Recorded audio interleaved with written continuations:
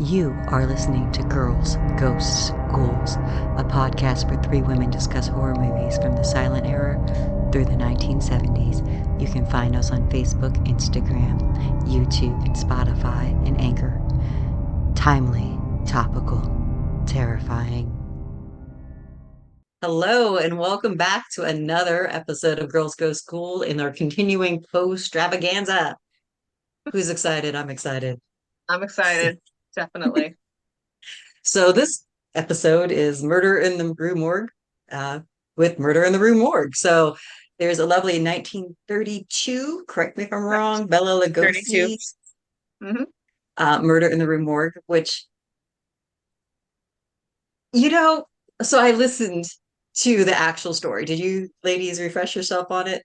I did not. But I remember enough of it. But oh, So, quick synopsis on the actual short story. It's actually deemed the first detective novel, I believe. So, and again, correct me if Yeah, I'm or one speaking of the out. first. Yeah. correct. Um, and basically, it's just one awkward freshman and the Englishman who are renting or housing themselves together who like weird things and are nocturnal. And they, one, Dupin reads a story in the newspaper about a murder that they can't solve. Very brutal, very terrible. Like one of the women's neck was almost cut all the way through. The other one was like strangled and basically shoved up the Yep. chimney, head down, feet up, and there's no sign of robbery, but everything was destroyed around it, and police were baffled. And so this guy Dupin is very Sherlock Holmes, if not more so, Yes. like Sherlock Holmes Yeah. before there Oh, was we a can Sherlock, solve this. Poirot before there was a Poirot. So he's Right. just, good at picking up details and noticing nuances and so on. And so he goes and the police let him investigate the scene where the corpses are still laying there even. And he notices certain facts that nobody else did. Like they assumed there was no entry into the room besides the door. Nobody saw anybody coming up and down the stairs, and or exiting or leaving the room. And Dupin searches around a little bit more, figures out that actually you could get in through the windows, that they weren't actually bolted shut, and they were easily just opened from the outside. And notices like a weird hair in the hand of one of the victims, and just figures out that here it was an orangutan, and it Strange had orangutan. yeah, and it had gone in and somehow got upset and killed people, and he assumed it had to be an orangutan that belonged to a sailor, and therefore he just basically he figured out that that's what happened, put an ad in the paper saying, hey, we found this orangutan, if it's yours just come and claim it, and we have it here for you, assuming that the person would want their orangutan back because they can make a lot of money off of selling an exotic animal. And lo and behold, a sailor shows up, and there's a lot of interesting and nuanced detail. But the gist of it is this: that basically the sailor brought the orangutan back. He was planning on selling it. It broke itself out of its little closet that he had locked it in his domicile. And the sailor came home to seeing the orangutan trying to shave himself as if he were a human. And he brought out his whip, which is how he'd been getting the orangutan to mind him, which is horrible. And the orangutan freaked out because he didn't want to get beat. And he still had the razor in his hand, and he ran out jumped out the domicile they were living in, was running amongst in the street, saw the lights at the women's house on the Rue Morgue Street, if you will, climbed the window or climbed the wall up to that point using, I think, a lightning rod, they said. And then Sounds like a drain pipe or Yeah, it was a something. lightning rod, but he climbs up using something He climbs that up. was attached to it. not drain pipe. Yeah, Different. Yeah. all Pretty metal, sure. all works. And Yeah. gets in the window and then was trying to shave the woman as if he was a barber. And she screamed in panic, so he nearly severed her head off. And then when he saw his sailor captor also who climbed up after him, because being a sailor he can climb rather easily too, he panicked because he saw the whip and then just started panic throwing things around and brutalized the woman, the other woman that was alive in there, and shoved her up the chimney to try to hide what he did, then jumped back out and escaped back down the way he came, and the sailor wasn't able to get him. So of course when he showed up to claim their orangutan, and Dupont was like, we know you know something about it, but we know you didn't do it. There's an innocent man that's about to pay for this crime. The sailor revealed all the details. The innocent man was left free. The orangutan was most likely destroyed, and there you have it. So that's the actual short story. The 1932 version, way more creative. So if one of you wants to talk about that. It falls under like how last month we had French expressionism in cinema, and this week, or this month rather, it's German expressionism. So they weren't as much concerned with the story again as the hyperacting of the actors involved, that overacting. Um, and so yeah, the story was very loosely based in that there was an orangutan. It did try to shove somebody up the chimney, did it not? Or not Wasn't even an orangutan. orangutan. It Yeah, was a it was a chimpanzee.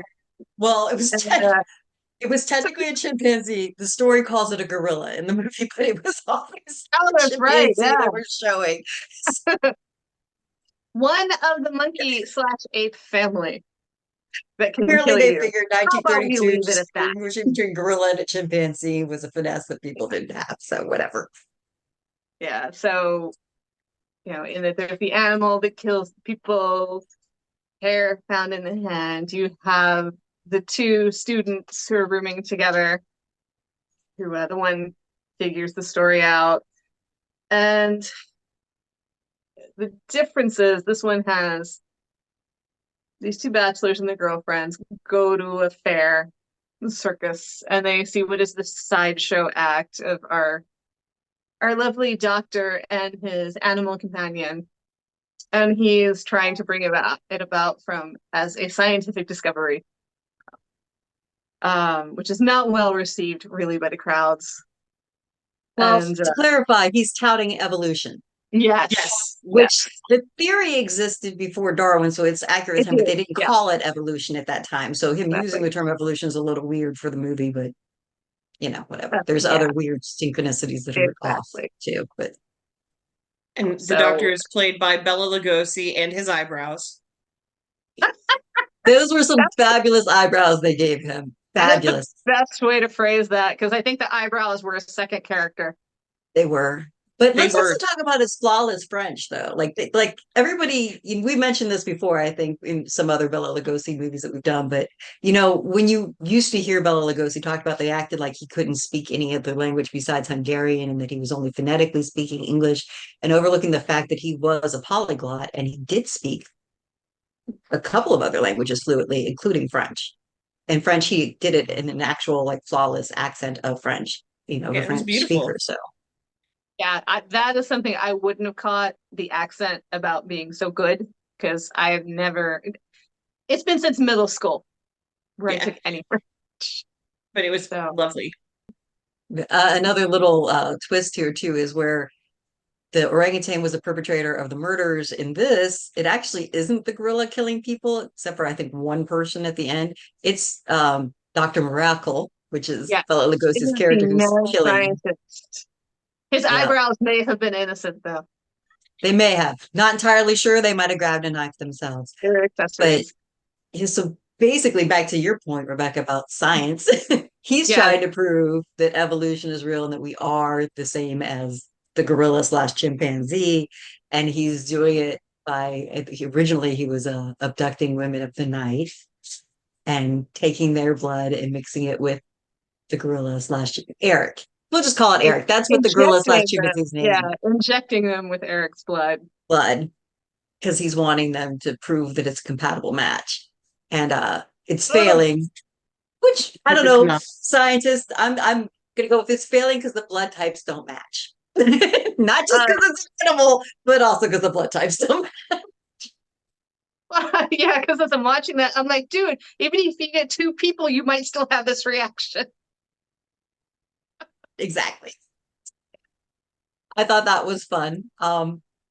But yeah, we do have like the reflection of the two murders in the actual story with a woman and her mother. Only the woman doesn't die. Her mother is killed by the gorilla, and that they do find the gorilla hair and as you mentioned, and her shoved up the chimney as well. Um, What she's ethics is never so important. yes, that they tie that part into the story, and the woman is saved at the last moment. Poor Dr. Miracle. I don't miracle. I don't. It's miracle spelled with a K. It's a very terrible name. Yeah. It's like unobtainium in Avatar. You know? Yes. Bad choice there. He's strangled by Eric. Eric tries to abscond with his love interest, Camille, who's also the one who survived the injection of the gorilla blood into her, I believe, and gets shot. Camille survives. Eric dies. It's calling it Edgar Allan Poe's Murders in the Rue Morgue and then changing that much of the plot is like, The similarities. There's a primate and a razor. yes, but that's A woman shoved up a chimney. And a woman shoved the woman shoved up a Thank you. chimney. Okay. Oh, and there's a French guy and an English guy kind of looking into it. But this is it. This is the where it all ends. This is the it had nothing to do with the story. We're watching it and Seth goes, what? Really well read on all of Poe's stories, but I don't think this is right. I was like, you're correct. This is not the story. I'm like, I am. This is not the plot. He's like, okay, all right. No, Yeah, you're right. The So much reception of the film was not well received. No. Which No, is a shame, because I don't know about you ladies, but I actually enjoyed Bella's performance in this one. Oh, I I loved thought it. that was well done. I mean, you mentioned over the top acting for the German, but really, I thought Bella was kind of like right on, like because yeah. his character was supposed to be kind of over the top. I was going to say, You know? one, he was also a performer, like any sideshow, which they are supposed to be like bombastic and huge. And so that didn't bother me at all. I wanted him to be on 11. That's what I expected from him. It was everybody else being on 11 that I was like, they don't need to be on 11. They should be on a 5. He's on 11 because he's like He's the star. the star. And he's also like the plot hook. Mhm. And And ostensibly he's a the sideshow host, I mean, bad guy, so he can be on 11. We need him to be on 11, but yeah, I enjoyed it. I enjoyed the hell out of him. There were other things about it that I was like, it's a little Island of Dr. Moreau in the Yeah. trying to splice the DNA type thing. I'm like, that was a little Island of Dr. Moreau, and there were a couple other things that I was like, oh, okay, I see what they were trying to do. They just didn't, they either didn't go far enough or they they went too far. I don't it felt like a tale of two movies. That whole ending didn't feel like it went with anything that happened before that. Mhm. Like, okay, so why did this have to happen? I think they just wanted to take it back to the actual murders at Rue Morgue, which is fine, but you didn't need to do that. You could have just continued with the kind of Island of Dr. Moreau type, Mhm. whatever, and let it be that instead. But I had fun. I mean, I didn't not enjoy watching it. So, also, well, I was going to say, I was wondering if they maybe were trying to take off from King Kong, but I think King Kong came out the year later. Wasn't it 1933? Or maybe they were trying to beat RKO to the punch. Because, maybe it was kind of with the whole running through the buildings with the ape carrying the, woman, that maybe they were trying to, I don't know. I didn't find anything in the trivia about that. I'm just throwing that out there. Maybe that's what they were going Oh, for as part of it. I thought King Kong was earlier. I think it's 33. Somebody else check me on that. I might be out of my mind. It might have been the 20s, and I'm like really off. Because I But I thought thought it was late 33. 20s, one of the early talkies, but it was 33. 33, you okay. were right. I'm hallucinating. No, you're fine. I thought it was originally the 20s too, but then I was thinking the 30s because of the clothing, and like I'm not really a fashion aficionado, so I could have just been out of my head. As we know, happens often with me. But who knows what they were really thinking, but it was interesting. And also another interesting that the director, somebody's gonna have to name check me on that one, of this movie, and Robert Lorry. Yes. Bella were both actually originally slated for Frankenstein. Hmm. And then they scrapped them for that, and they put in with James Whale, I believe, who directed Frankenstein, and of course Yeah. Boris Karloff as the monster. And this was handed to Flory and Lugosi is sort of a, well, this will be just as good. Here, you take this one instead, and you do with it, and it was not Yeah, as good. And, sadly. I Yeah. think Lugosi lost his contract over it because it just did Oh, so poorly. wow. If the trivia is true, so Mhm. which again is freaking horrible because I just Yeah. think, I mean, it could be the Hun in me, but I really just think Lugosi was really underrated as an actor. I think they pigeonholed him, and I think he could have Mhm. done a lot more. But Yeah. He he had been known to say, because he did have the problem being typecast after a while, that as Dracula, and that he had wanted to play a wide variety of roles. He wanted to play a romantic lead. And in Hungary, damn it, in Hungary, sorry, dog. nearby, In Hungary, I think he had. I think Um, you're right. I would have to double check that, but I think he had much more. Hungary and Germany and France, I think he had actual romantic lead yeah, roles. yeah. Interesting tidbit about the director as well. He directed three different Twilight Zone episodes, two in season one in season five. And the one from season one, Perchance to Dream, I could see a lot of like some similar photography styles and some of that, expression is coming through.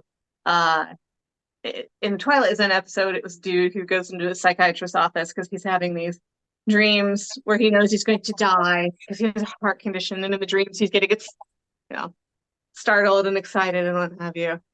Um, and it was really interesting to look back at his early work as a contrast to that. So you Nice. look up the director, you'll be able to trace it through IMDb for those three. Just as a side note, Carl Freund, who was the cinematographer, was the Mhm. director of The Mummy, and I recognized his name like that. I was like, I know him. He also was the cinematographer on Metropolis. So I had seen his name very recently, and I was like, Mhm. I know that name. So I had to look him up because I was like, I know him. So this is pretty famous. It also had a script. It said added dialogue by John Huston, the director. So, or the eventual director. He had to be super young when he did it, but he did a kick up for the dialogue in this, which I thought was kind of interesting. Yeah, and the names that popped across the screen, I was like, What? whoa, I've seen some pretty big names here for this kind of weird little movie. But yeah, To and I be think that I don't mean to be mean, but I would never have guessed the same guy who did the cinematography for The Mummy. Well, he directed. Did he also do the cinematography for The directed The Mummy? Mummy. He did the He did cinematography for the for this. Metropolis. That I would have thought that. I mean, not that it was horrible cinematography on this movie, but it wasn't stellar. It wasn't the level of Metropolis. So Certainly not. maybe they Certainly didn't not. give him. Maybe they didn't give him carte blanche to do it. And I was going to say, also, it could also been this movie got chopped and re-put together and chopped again because the censors Yeah, did not like, the woman on the cross and the cutting and stuff like that. So that might thinking also have. that as well. When we saw that in the beginning, when you have the mad scientist and the woman in his lab, she's up on a St. Andrew's cross. I'm like, what were the censors thinking about this? They were I don't thinking, know if hell that. no. Yeah. Because and then like my second thought was, is this pre-code? Because I think it is. And that may have been why they got away with some of the stuff, because I couldn't see a lot of it flying once that was put into place. And yeah, I can see where the censors would have been like, yeah, no, no, definitely not. I also think So there's a big difference because this was an American made project, and most of what he did early was German made. And yeah, Germany just had different rules and sets and things that they would let you do as opposed to America. So I'm guessing that some of that is also where this was actually produced and who the money was coming from was American as opposed to, because that's what it was saying. Like once he got to America, like he was pretty prolific in Germany, and then when he came to America, he did mostly horror, which is not what he did in Germany. He did a lot of like art films and that kind of stuff. And then here he was doing more like horror. And so I think that's interesting. But yeah, I was looking at the names. I'm like, hey, I know several of these names. names are starting to pop up, y'all. Not just the actors, but like just people that do these films. You'll see them again and again because it's the same, groups of people who kind of work on these horror movies. So ever, couple years of doing this, I'm like, oh, I know him. Huh. Yeah, especially as we're talking about the time of contract. So like the studio would hold your contract and you would just make movie after movie, whether it was directing or, filming or writing or starring in, they paid you and you were in movies or they didn't let you be in them and they held your contract for no reason and you got screwed. But um, but yeah, so I mean, the advantage was you sort of had a steady paycheck. The disadvantage was they could put you in crap and they can pay you minimal versus maximum, Yep. and if they cut you loose, it was kind of hard, because studios or Hollywood was niche, so if you had a contract, you were wanted, but if you were dropped from your contract, you weren't necessarily wanted. So Can we talk for just a minute about like the carnival that they were at? yes, please, please. Absolutely. The oh my God, racist carnival. Yes, Yeah. yes. The moment Extremely. when they're watching the Middle Eastern dancers and the woman says, do you think they're really that brown or did they paint them? Did they use makeup? Yes. And may I, from a belly dancer's perspective, I say that wanted this to is see your take on actually, that one. well, one, I don't think one of those women actually took any form of Middle Eastern dance whatsoever, Certainly even not. American belly dance at the time, because what they were doing had nothing to do with anything. Maybe they watched a film with Matahari in it. I don't know. But as far as makeup, this is the sad reality about, appropriation and belly dance in Middle Eastern. So what you would have that still happened up and through, I would say even the 90s, is women who belly dance, did Middle Eastern dance, did Egyptian dance, did it, that were not actually, or even if they were ethnically tied into that area, were encouraged to darken their skin. So like you would take a class and your teacher would be like, put on darker makeup, and a lot of them were encouraged to affect an accent of some sort or darken their hair. Wigs were very used. I mean, it's only like I would say the last like 20 years where there's even been a conversation around how appropriative it is. And there's always a line. There's appreciation versus appropriation, and it's a beautiful Mhm. dance. But in America, we basically have just stolen a whole bunch of different styles and called it whatever we wanted. And there are several people, to be fair, that actually went out, studied with people of that group, various groups. When we talk about Egyptian Manhattan, it's that whole area. Um, Northern Africa, up into India, and there's also goes into Greece and the folkloric dances. So it's a widespread area when you think about belly dance or anything they use where they say cabaret or any of it. It's very massive area. It doesn't stay to one continent, it doesn't stay to one country. When people will go and actually study with like the actual groups that did their form of dance. And a lot of people did come back and they took it back and then they took pieces and parts of it. There's a huge movement now where there's lectures that come out and people that actually are from cultures that are telling about the dance and where it comes from, what it means, and what they feel is appropriate versus what they feel is appreciative. So I just wanted to throw that in there that, when you're seeing these old movies, especially what you're seeing is not good. And when you see, even like I would say through the 80s, there's a lot of people that were darkening their skin, dyeing their hair, faking up an accent, but I mean, also like in the way of old Hollywood, people would make up a past to say that, they came from Right. somewhere or had royalty in their background. And it all kind of fell into that and it was not I can good. And even I'm glad it's remember changing. when I first started, them encouraging me to take like a Stage name. name, a stage name Mhm. that sounded appropriate. And I was like, no, I'm going to use Betsy because it's my name. I'll answer to that name. And also, it doesn't feel icky um, Yep. for me to use it. So I wouldn't. And I actually had some people who were like, well, it's going to be really hard for you to find performance areas. I didn't really want to perform anyway, so I wasn't super worried about it. But I was like, I'm certainly not going to adopt a weird name that doesn't have anything to do with me or who I am or anything. No. So, and a lot of people have stopped doing that. A lot of them have given that up and have started just using their real names for dancing, but it used to be a big deal. Big, Oh big yeah. deal.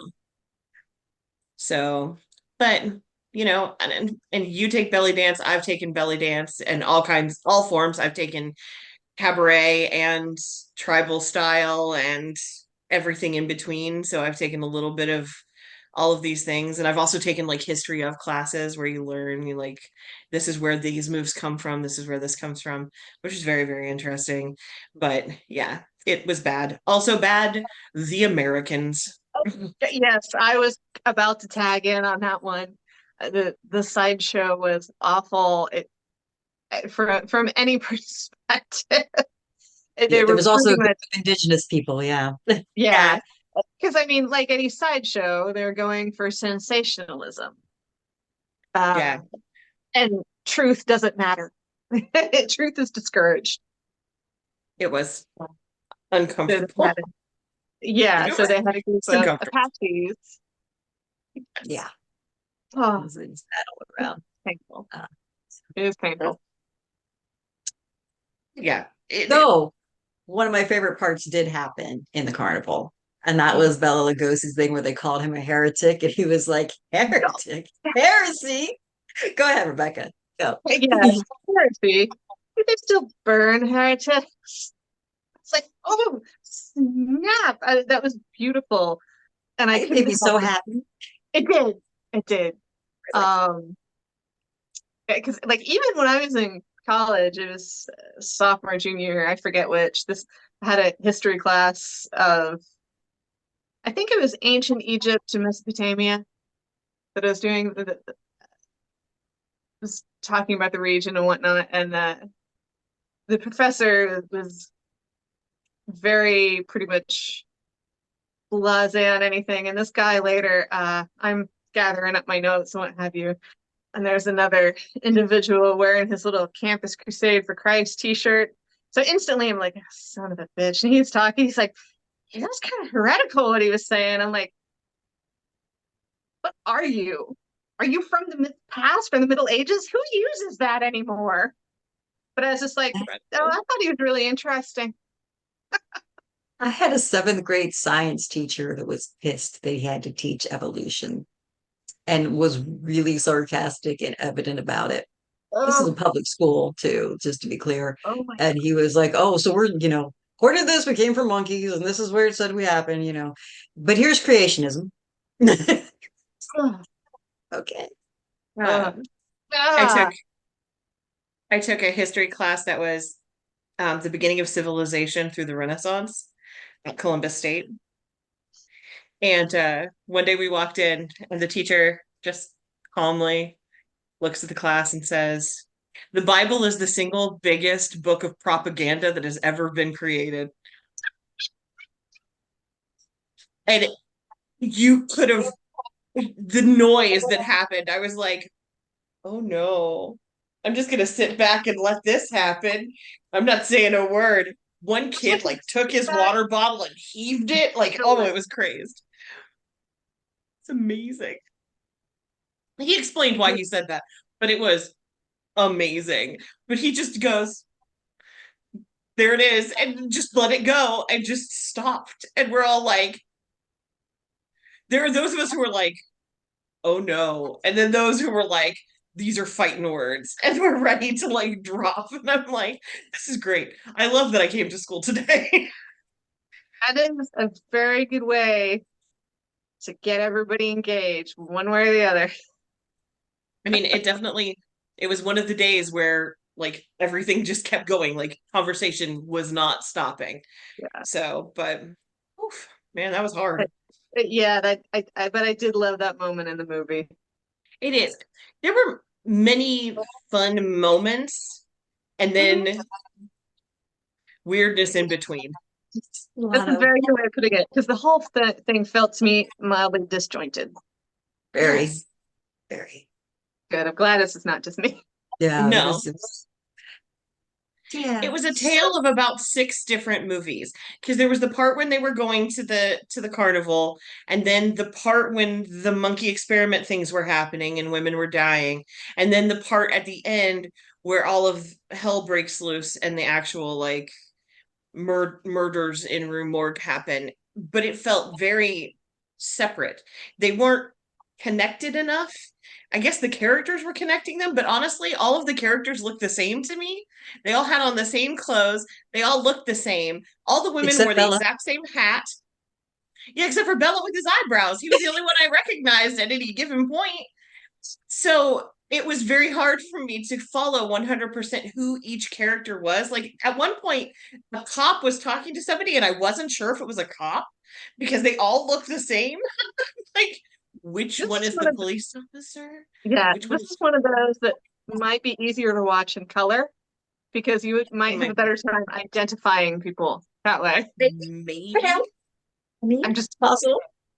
It's worth a I shot, I guess. I don't know. Yeah. I also maybe turn on I did not turn on the like captions. Maybe if you close caption it would say Bobby says and then you would know the names of the people. I fear Yeah, maybe not though.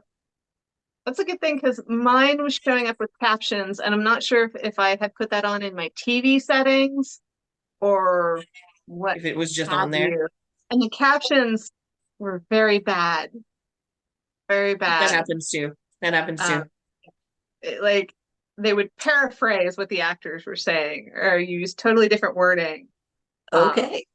and yeah, I That kind of had to happens stop watching them. So that happens a lot. It's not good. I mean, the upside is it was streaming free. Was it on Tubi or Pluto or one of oh, those? I Tubi watched Roku channel. or Roku. Oh, Yes, Roku. It was Roku. Roku. Thank you. Yeah, Yeah. so you don't have to pay for it. So there's that. I ended up renting it for Prime just to see if it was any better, but it was not. So don't spend the $3 and some odd cents to rent it. Just watch the free one on Roku. You won't get it. I mean, you'll avoid commercials, but other than that, it's not going to make it any more I don't think there were many. coherent. This is one of the few that didn't have a whole lot of commercials that Yeah, I saw. I don't remember any. yeah, Or yeah, I I don't. blocked them out because it just didn't. The movie is so disjointed, you probably just thought the commercials were part of it. Probably. I was like, oh, Yes, But I guess we can move on if we like. I mean, yes. I think so. Yeah, it's free, there's watch it. Bella's Yeah. eyebrows are worth it, but yeah, Oh, it's there's worth not a it for Bella. huge. Yes, I agree. I would watch it just for him. And even though it isn't the best of movies, you're only out at about an hour because I think it's It like was, what an hour. Everyone has like an hour and 2 minutes. I was gonna You're say, it not was losing like a lot of just time. at an hour. So Yeah. So yeah. you're not out a lot. No, it Mhm. doesn't take much time. but Netflix, Follow the House of Usher, episode 3, Murders in the Rue Morgue. Um, again, obviously not sticking straight to the story, but then that's not what the series is really doing. Yeah. But it was fun. And okay, she's awful, but I kind of like Camille. I'm kind of sad she's Oh, gone. I wish we had more of her. I Yes, love Camille. she was such an entertaining character. Honestly, I enjoyed every scene she was in. So, and I am also disappointed that she gets taken out so soon. Yes. It's And there was and to compare this to the short story, it's even looser of an association. So, in yes, that yes. she is in that there are the primates involved in the movie, and that's about it. And theoretically killed by one, and that's about it. Yeah, and well, I will say, okay, so they were creative in tying in the name. Yes.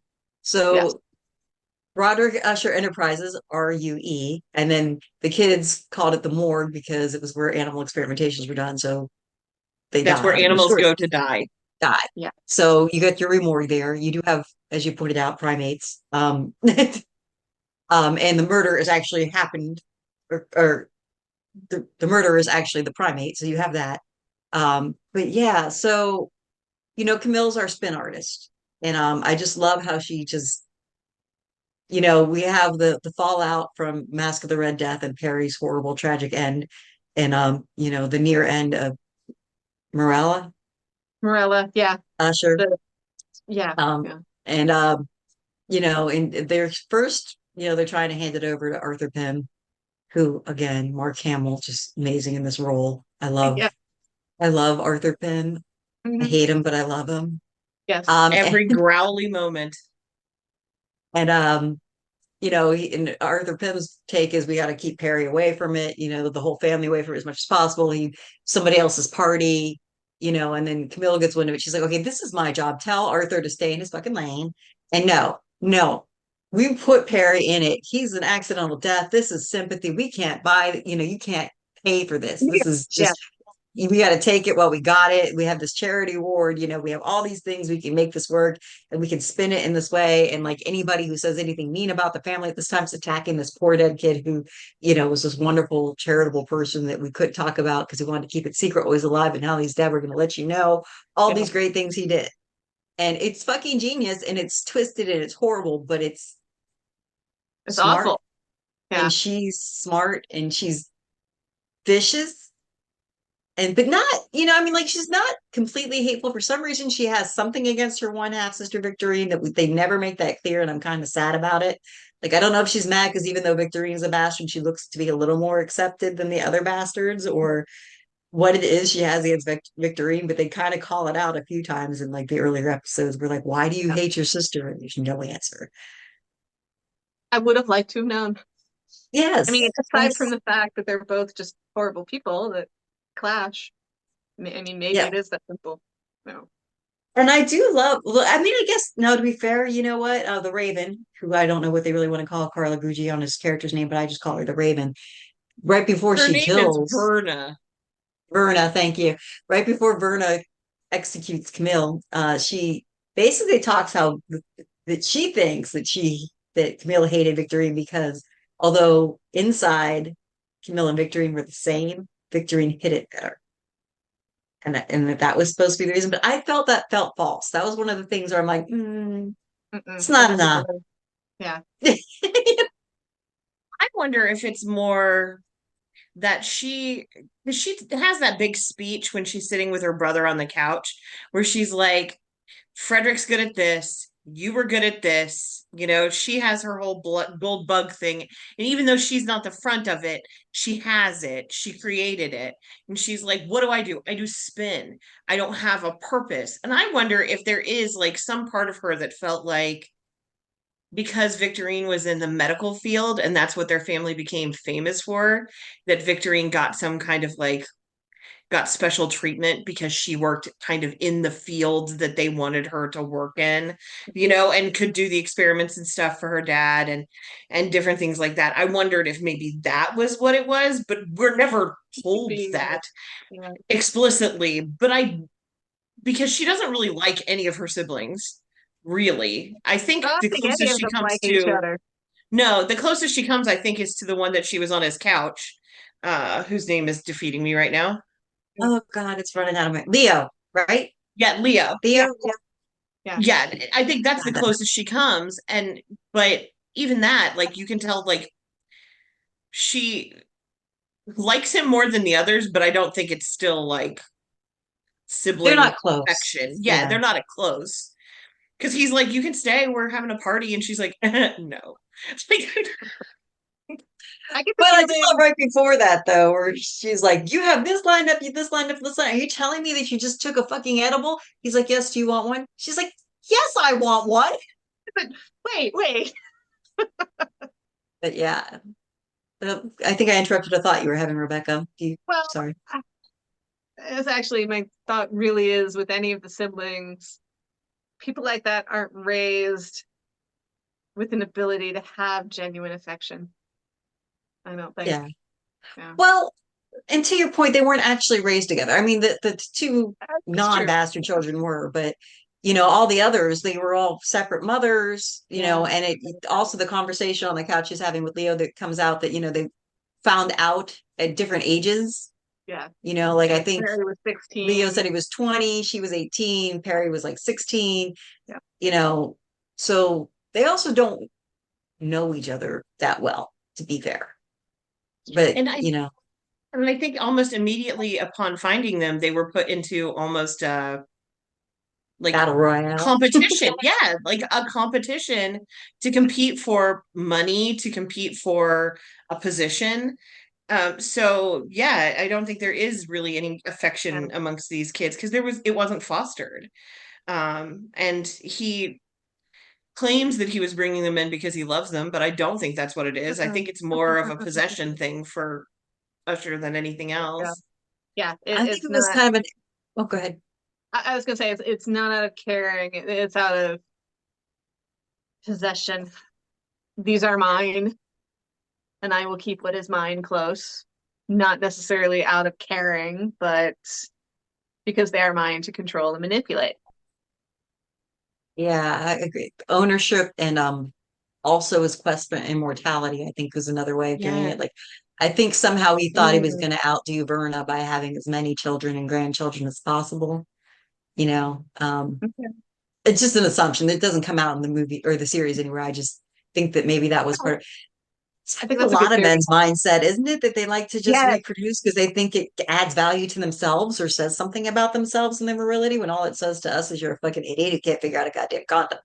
Yeah, but yeah, yeah, I agree. I would say the only affection he almost had a little bit was for his first two children with his first wife, and that clearly faded away. Like when they made their decision later on, and Annabelle left. I think it all was just about the same thing most custody battles are, which is a war with the other parent over power and money. Yeah. And I do think that he had genuine love for his granddaughter, but Yes, Yes. that's too little too late, honey. Like you've already ruined your children. You can't make up for it with your grandkid. But Yeah. I do think that he tried. Um, but yeah, I liked we got a lot more behind the scenes of a lot of different stories in this one. Like just little bits of like what their lives are like at home, more of that. Even Camille, like with her creepy assistants. Oh my I mean you gotta admire the woman. She had them sign an NDA, and then basically is like full service job. That means like and even like the last breakup before, she's like, I don't want to hear anything until I've come at least 5 times, and then they were like, and like her lecture when like they like were in love and we're not going to do this sex part anymore because and she just goes off on them. She's like, look, when you are together and you have no money and one of you lets out a long fart, you're going to remember this moment and feel stupid. I love her rant, her speech in that. I'm like, that is beautiful. Because in a way, much like how, she's an awful person, but man, I love the character because she's like, no, these are the things I want, and I'm going to. No, you don't get to keep your job when you're failing on one end of. Yeah. What was funnier is they wanted to keep the job. That they were like, no, we just don't want to do this with you anymore. And she's like, All or nothing, bitch. Yeah. read those NDAs again. They are artwork. Of course, there's no one to execute on the NDA, then they're really not meaningful, are they? Yep. Foreshadowing. But yeah, and even the scene with her and Verna, and Mhm. again, I love Verna because she keeps trying to warn them. It doesn't have to be this way. You could just go home and lay down in your bed. But no, Camilla wants to get the goods on Victorine, and she insists. And Verna warns her. And she tries to threaten the shit out of Verna, and Verna does not give a fuck, which I love. I love that character so much. She's actually my absolute favorite character. I'm in love with her, not gonna lie. Absolutely. Oh, absolutely. You're supposed to be. I mean, there's an angle where I guess you can kind of see her as the villain, but no, not in my world. See her as a balancer of scales. Yes. I She's like that. balancing the scales. Elemental force. She is not good or bad. She just is Yep. this entity, I guess. Let's use entity as a word. I Yeah. like it. Yeah. And yeah, I'm excited about learning more about her. And also you get a little more of the backstory of the twins too each episode. So we get a little more about what's going on here and what to do. So in this one, the backstory is going further. So the one before they have the pitch for the oxycodone, shall we say, Yeah. Yeah, for the drug. methadone, Hmm. and and then in this one we get where he gets basically looped out of his own deal because he was trying to sell something from somebody who didn't actually own it, and of course the smart man went to the actual company that owned it, and bought it and cut him out of the deal. But then, offers him a finder's fee and basically puts a carrot in front of him and says, I'll keep you by, you'll come up with me. And, Yeah. then you have Madeline who's like, remember how when you went straight at something, you got locked in the closet. When I worked around them, I got them arrested. And, again, foreshadowing, there's a plan here that's in Madeline's head because she is the one that's the thinker. Robert's not super smart. He can take an idea. He eventually gets good at pitching. He can be a front man, but he's not the innovator. He's not the Yeah. thinker. He's not the leader. I think we were correct last time we said that he's the creative. He's the one who's like creative, but he's not businessman. That's her. She has the business mind. I think he can come up with ideas, but she has to implement them. He can think them, he can't see them through. And I think that's the difference between the two of them. She has the balls to see it through, and he just doesn't. She has a more predatory nature. Yeah. Yeah. Well, I would even say that he doesn't come up with ideas. He can see the ideas. So, like, it doesn't necessarily have to be his. He can see what could actually be valuable.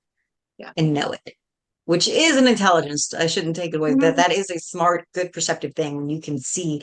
I mean, that's kind of what the Elon Musks of the world kind of make their money off. They can see somebody else's bright, innovative idea and take it and make it their own and make money off of it. Though he's not the one who knows how to make the money off of it so much or how to push and be the evil person. That, to you guys' point, as you were saying, it's really Madeline who can see, okay, this is the idea. You say it's going to work. This is how we drive it home. Yep. There is in the Mindhunter, John Douglas at the FBI, when he's in their studies of serial killers and whatnot, and when crimes were committed in pairs, he's like, well, there's always the one which is more dominant, which is the other one may participate, but the true moving force is this one. And I think that's what we're seeing here. Madeline is the true moving force behind all of this. Yeah. She's the brains behind the operation. He's the front man. Mm-hmm. I will say that Roderick has that speech about when life hands you lemons. Oh my God, that speech. Holy shit. And it is so brilliant. I'm not going to read the whole thing because it's super long, but basically he's like, Dopin is like, he says, when life hands you lemonade, and Dopin says, you make lemonade. And he goes, no, you get a blogger to go out and talk about lemons. And then you make lemons the new thing. And then you raise the price of lemons. And then you proprietize the thing, whatever. And like goes through the whole like life cycle of how to make as much money as possible off of lemons. And then when you've made all the money that you can, then you make lemonade. And I'm like, one, that's a mind I just don't have. I'm not that minded. Two, it's brilliant. It was such a brilliant speech. Watch this episode for that speech. And the look on Ayast's face after that whole speech, he's like, you're a fucking monster. It's a way brilliant of thinking. Monster. It's such a capitalist way of thinking of things. Is to see all of the ways that you can make money off of it. Work in a bank, and I don't have this line of thinking, and I probably should. You too, Jenny. And I don't think either of us has that kind of mentality, because if we did, we would be way richer than we are. Well, there's more to it that. There's also like, if I want to, and I'm sure any one of us can do this, you can think of ways that you can create demand. Like, I mean, even before I had that lemon speech, I know how you can spin something. I know how you can twist something. I know how you could do it. Not that I'm opposed to money, but I'm opposed to how it affects some people. I mean, it sounds really, not invasive when you're talking about lemons, but when you think about the whole mentality behind his speech, what you're doing is screwing people over. And I don't like it. So my brain won't go that way unless forced. Like if you tell me to write a paper on it, yeah, I could fucking do it. I don't want to be that person. And there's people in the world that need to be that person, and there's people in the world that shouldn't fucking be that person. But when you think about what's going on in today's society, like just the fact that, grocery prices are so up and people are saying inflation, but then you see the profit that the actual stores are making, and you know that it's not really inflation. It's just greed because they're taking the lemons and creating a fake demand for the lemonade and pretending there's a shortage when there isn't, So same thing with gas prices, how they go up in the market because there's potentially it could cause a shortage if there's a war or a disaster. Is there actually a shortage at the time? No, but there could be. So we're going to speculate and make the prices higher. And I don't like it. Yeah, the Because prices I went up hate right how it, around the holidays. And they were like, it's not because of the holidays, it's because of this. And I was like, it's because of the holidays. If it goes up the day before yeah, Christmas, it's because of the holidays. It's not because of some random thing that's happening overseas. That's not true. Just Yeah. tell us that it's because of the holidays. Yeah, we're doing holiday pricing. We raise the prices because we know you're going to be traveling. Okay. We know that's why. So quit lying about it. Like, it's we fine. can't do dick about it anyways. I was gonna say it's not Yes. like we can do without it. I can't just be like, you know what, I'm never gonna buy gas again because you guys just raise it arbitrarily. I don't think it's gonna happen. I have to go to work at some point. So Yeah. Yeah. So, I mean, the thing is, like, don't misunderstand me. You guys know me. I'm not really a good person. I'm not very altruistic. I just have this weird sense of fair play. It's probably the autism. And I just, I it, have the same thing. I have the same thing where I'm like, I don't understand. Like I've recently at work, I've been training an intern who is like 20. And he's been asking me a lot of questions about like what we do when I work in trust ops, which is making more money for people who already have lots and lots of money. This is what my job is. And he was asking me some question, and I was like, he's like, well, why would we do this? And I was like, because they want to make as much money as possible. Like they want to make money all the time, all the time. And our job is to make sure that they make money all the time. This is what we're doing.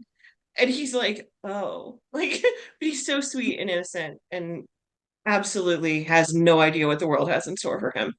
I also had to tell him about bank failure. He had no idea. poor He's baby. 20. I know. This poor kid has sat with me and I've told him so many things. It's bad. I'm sorry, Mike, Oh, if you watch better he this. learn that way than another. So that's fine. I know. I'm like, I'm sorry, I'm Mike. sorry to be the one to have to tell you this, but I'd rather you find out from me than you would crash course into a wall somewhere. It's not good. I've been But sending him to Investopedia. It's bad. But yeah, some of the stuff that Roderick does, I don't agree with. I can see it though. And like, brilliant speech. and I love the moment also when he's talking about what happened to Perry again to Dupin, and he's like, "Oh, we were trying to get away from the EPA, so we put all this crap and this stuff up on the thing, and it was totally corrosive and horrible, and that was the only place we could keep it. And our intention was to sneak it out so nobody would know, but we forgot about it, and so."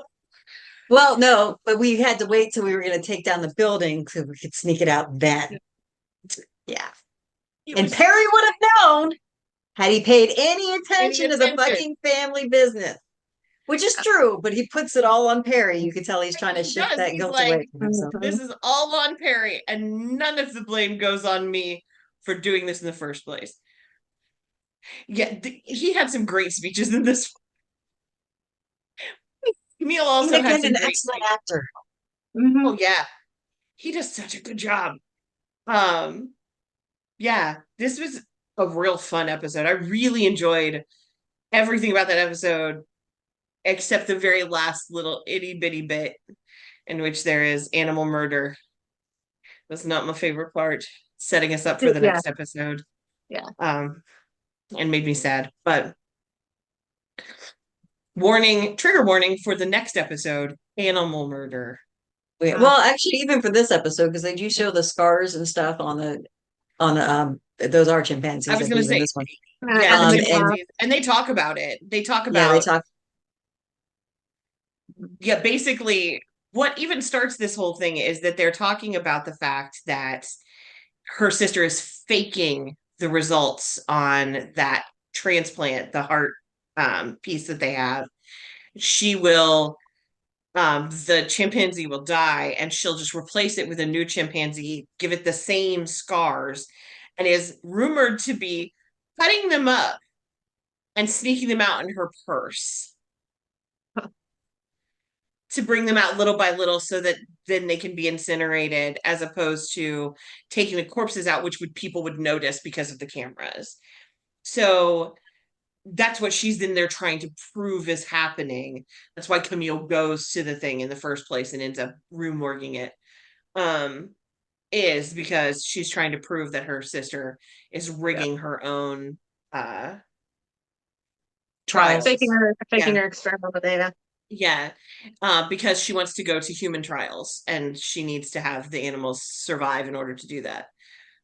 Because her father's pressuring her to take it to human Yeah, because trials. he's pressuring her for human trials. Yeah. And When she doesn't know why. But go ahead. I was going to say, she doesn't know why yet, but he is pressuring her to do human trials. And of course, the surgeon doesn't want to do human trials because they haven't had a successful transplant at this point, or planting at this point. They all die. Yeah. And back to what Rebecca mentioned from one of the earlier episodes, I think it was 2 or 1, where he reveals that he has this condition. It's basically dementia based on vascular. Episode just before this, actually, I think is. There you go. I think where they bring it up. His vascular dementia, where the heart mesh will help alleviate the symptoms, or at least prolong the onset of the symptoms beyond what he's already experiencing, which is actually fun. Like, the way they insinuate this into it, like, I don't think you really think about the fact is, like, because it's Poe, so you kind of expect a ghost story. But I think you're supposed to be like, at least I keep getting more and more the nice little subtleness about, is it really ghosts, or is in supernatural, or is it his dementia that's really happening? Now you and I love that. Yeah. That Which is added why explanation. I'm gonna have to just binge the rest of the series because I need to know. So much. So good. Oh, and we also, so this is great. So, like, I mean, every episode ties in a little bit to give you an intro into the next, into the next, into the next. So you do have, again, you have Tammy and her husband and their weird dynamic with the girl. And this time Verna inserts herself into it, and she flips it a little. She changes the playbook. The playbook is supposed to be still this, the girl is supposed to be more of what Tamron really acts like, kind of aloof, kind of off, not very communicative, not very emotive. But Verna comes in to replace the girl who's sick. I believe the girl's name was Candy. No, she uses the name Candy for herself. Never mind. Yes. I forgot what the other girl's name is, but she calls herself Candy for purposes of the role she's playing. And she changes the character so that the character is sympathetic. So she's asking the husband how he feels, praising the husband for just knowing what she wanted, and emoting the fact that she couldn't really deal with the emotions and stuff going on, and that's why she wants to focus on him. And Tamron's getting off on it. Kudos to the actress, because she does that nice little sleepy, like, I'm about to really get off on myself kind of face very well. Just kind of leans back in her chair, slides her hand down. You're like, I know that feeling. Thank you. And is enjoying the scene, but you already see where, like, they focus in on her husband's face, and he looks very engaged in the conversation, because he's not because of the girl really, but because of what the girl's portraying. I think, obviously this is kind of what this man wants out of his marriage, his interactions, closeness to a wife. And so you feel him get into it more than you felt in the other episode, where they first introduced the concept of how their married life works. And so you already get this foreshadowing feeling that obviously something more is going to come out of this. And then we lead up into Leo, into the next episode, where he wakes up from his partying covered in blood, and has the black cat is mutilated in a corner. So it does a real good job of subtly, and you're also getting more insinuated with Victorine as well too, because you see Verna shows up, I believe, is also in this episode as a potential patient with just the perfect file. So already you're seeing, again, these this grouping that's going to take you into the next episodes and the next storylines for the Poe stories. It's just brilliant. I can't say enough about how well this is executed and thought out. Yeah. It is. I always enjoy series where they're very deliberate in their planning of the beginning, middle, and end. Babylon 5, for an example. It was a planned arc, and it was great. They've clearly thought through the whole process with this series, and are meshing it well. Yeah, and I like that it does like fall in time, like it goes back in time, comes forward in time. Mm. All of the times that they do that, it makes sense for what's happening to give us little like glimpses. They're just giving us tiny little bits of everything that's happening so that once the whole comes together, you know it's going to be like, oh no. Um, which is it's just really well done series. Just a really well done series. And every episode I'm like, oh no. I know what story that's going to be. Like I know what it's based on. What's going to happen? Oh no.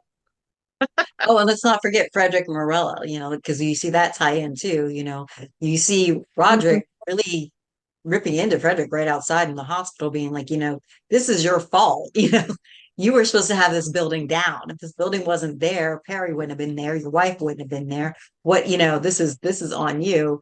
And you're already getting a glimpse now where Frederick's not being the most sympathetic thing about his wife, because you see where his focus is, why was my wife there? Not like, let's get my wife healthy, but why was she at Perry's party? So you're getting a little glimpse in there too about what might be coming.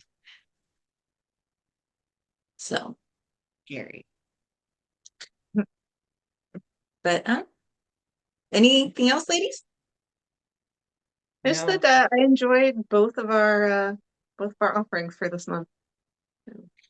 And honestly, I did literally watch them right in a row. I watched Murders at Rue Morgue, the 1932, and went straight into Full of House of Full of the Now I House of watched them a Usher day Murders.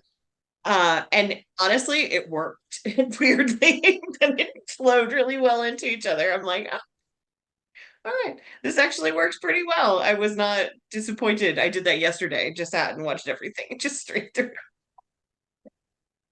So I did that too. And then I actually listened to the story yesterday and today to finish it off. So I was like, something seems very wrong about the 19th. Like you expect the Netflix one not to follow the story very well because it's not right. what it's meant to do. It's just hinting at the different stories. But um, I thought the 1932 Murders in the Rue Morgue would be a little more close to the go. Not Something we really. did, They something trusted we a little didn't bit, but say, but also taking from, we had just talked about the fact that like the whole of this, the arc of Fall of Usher goes off of a lot of his different stories. And so Dopin is the name of um the Detective, if you will. detective from yes. Rue Morgue, and that is the person from um the CIA who's after them, or FBI, or whatever it is, who's been after them for so long and trying to get them on, and then the one that he's talking to, that Roderick's talking to the whole time, that is Dopin. So they had actually Yeah. pulled that name from The actual name that. too, the first and last name, it's August Yes, Dupin. Oh, August Dopin. Good nice. point. Yeah, So and Pym is from another story. Yes. His Well, I think name is that's like, the story, isn't it? Arthur Pym is the story, or is oh, I'd have to double check. I don't remember, so I can't confirm or deny. So Mm. till proven otherwise, you're correct. but yeah, like I thought it was most of the the story of names. Arthur Pym, but it could And I also even be think Camille's name, like her Ah, full you're name. right. It's the narrative of Arthur Gordon Pym. Sorry, no. let me Okay, go yeah. of Nantucket is the Poe story. Okay, So yeah. Because I vaguely remember that because I remember uh shit. Cat Caitlin Dougherty, The Order of the Good Death, um, on YouTube. She mentioned that story in conjunction with another story of shipwrecked, or set us set along in a lifeboat, and hope that you eventually get picked up, and the Yeah. inevitability cannibalism that follows. mm. Um, Also, Camille's name is Camille d'Espagne, which, if you paid attention in Murders in the Rue Morgue, the one was Madame Espagne. So it all Mm, comes together. It's all And connected. Camille is the name used in the movie Murders in the Rue Morgue too, the one that survives. Now that you mention it, yeah. Yeah. so yeah, So it was Camille and Madame d'Espagne. And so Camille d'Espagne is the name of the woman who was the victim in the Murders in the Rue Morgue, and is the name of the victim in this version of the Murders in the Rue Morgue. They really did. Loving They this. do a really good job of like seeding all those little things in and making it so that all of them can have different last names because of how their like parentage is and the different Mhm. marriages and stuff. So, Camille can have this totally different last name and it doesn't make it any less like she's still an Usher. She's just not named Usher Yeah. because that's not who she was raised by. I think it's very Well, because interesting. he never married and he never officially adopted them. So No, Mhm. he just brings them in and gives them a little bit of money to start their own business if they want, if their as long pitch as good they enough. approve, Yeah, as we know with Perry. right? Oop, sorry, my dog is apparently having thoughts about how long we've been talking. It's fine. I I don't have anything else to say. I just had to share that because I think it's really interesting that this one more than a lot of them has really pulled in the names too. So the names of like the victims. So if you're paying attention on Murders in the Rue Morgue, the 1932, you'll see the same names listed for a lot of the characters because it is very much pulling from that. Very much for this one. It is. Sorry about that. It's fine. Rebecca, anything else?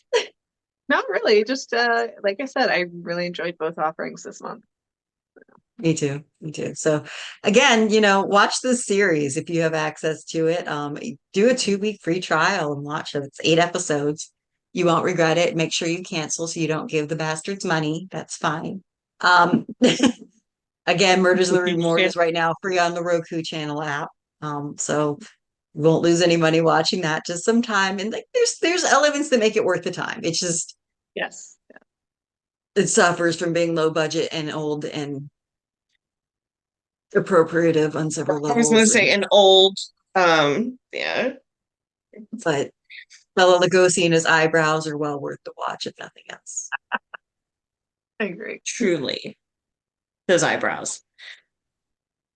And with that, thanks for joining us on another episode of Girls Go Schools. And possibly, well, we will be back next month. It might be more Poetravaganza. We might find something that means we have to divert for a little bit. We never know. It's always Yeah, interesting to see.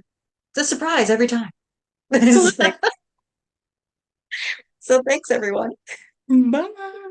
You have been listening to the Girls Go Schools podcast. You can follow us on Facebook or Instagram at Girls Go Schools Podcast, on Twitter at Girls Ghost Pod. Like and subscribe to our YouTube channel, Girls Go Schools Podcast, and find our podcast on your favorite podcatcher.